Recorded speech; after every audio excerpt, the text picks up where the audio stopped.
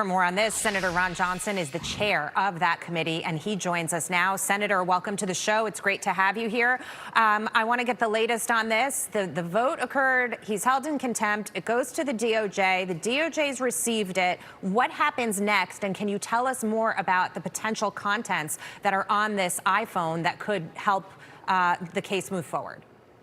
Well, it'll be up to the Justice Department and Todd Blanche in terms of whether they can pursue any kind of charges based on that contempt of Congress. I think clearly Anthony Fauci held our committee, the Congress in contempt, but even more importantly, he held the American people in contempt. He's still holding them in contempt.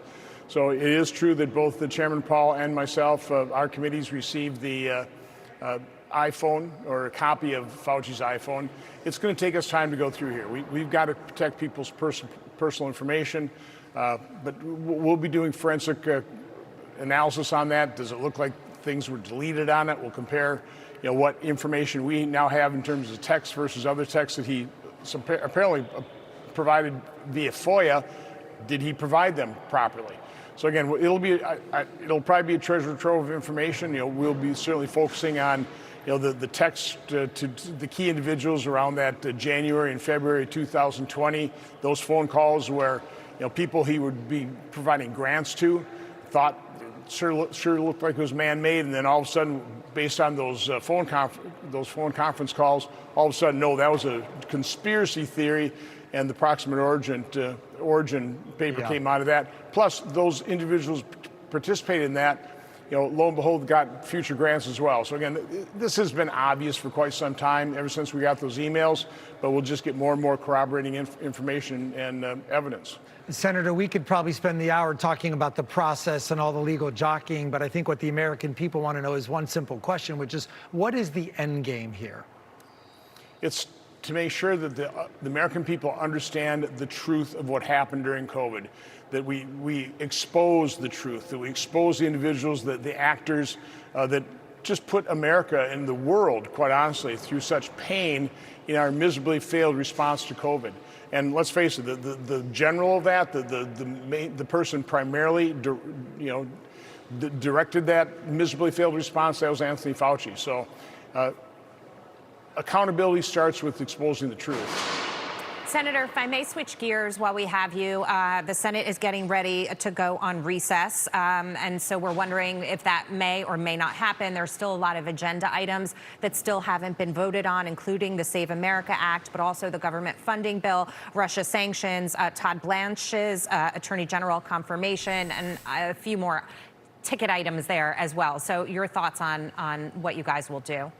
Well, I wish I could give you the information exactly how that's all going to work out.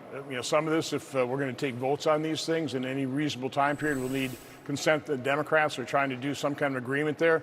From my standpoint, I think it's extremely important that we, at a minimum, we hold a motion proceed vote on a budget resolution to fund the military when we've got the members of the finest among us in harm's way.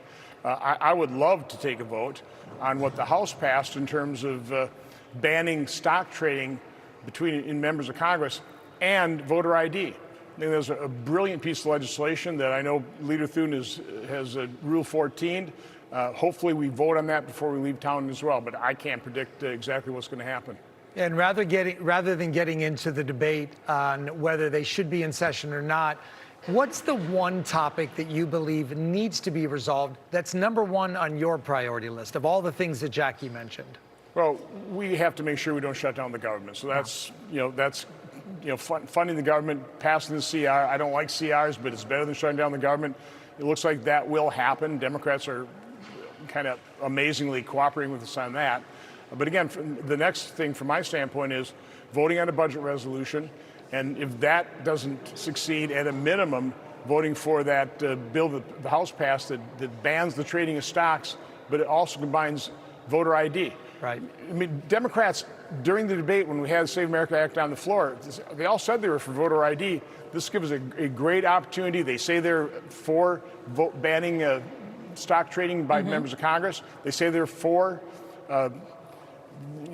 voter ID, let's combine that. Let's see whether they will actually vote to Right.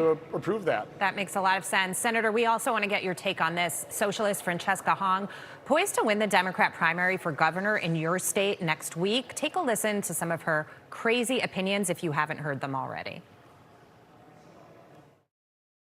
Universal child care. Yes. Free school meals. Yes. Guaranteed pay leave. Yes. Abolishing ICE. Yes. A 1-year data center moratorium. Yes.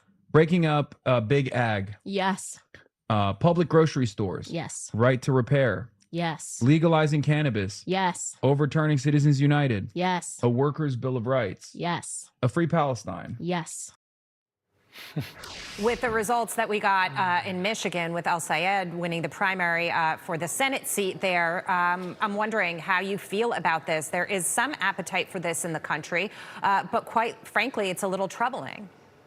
Well, again, I agree with you. These are crazy ideas. Unfortunately, for probably the majority of Democrats in Wisconsin, they aren't, because I think they're going to vote to have her be their candidate for governor of the state of Wisconsin. So, again, it may help Tom Tiffany win, but I think it's alarming that these radical leftists, these socialists, they've taken their mask off. They don't have to hide anymore. They're laying out their views, these crazy ideas for the voters, and they're electing them in primaries. So we need to make sure that they get defeated in November.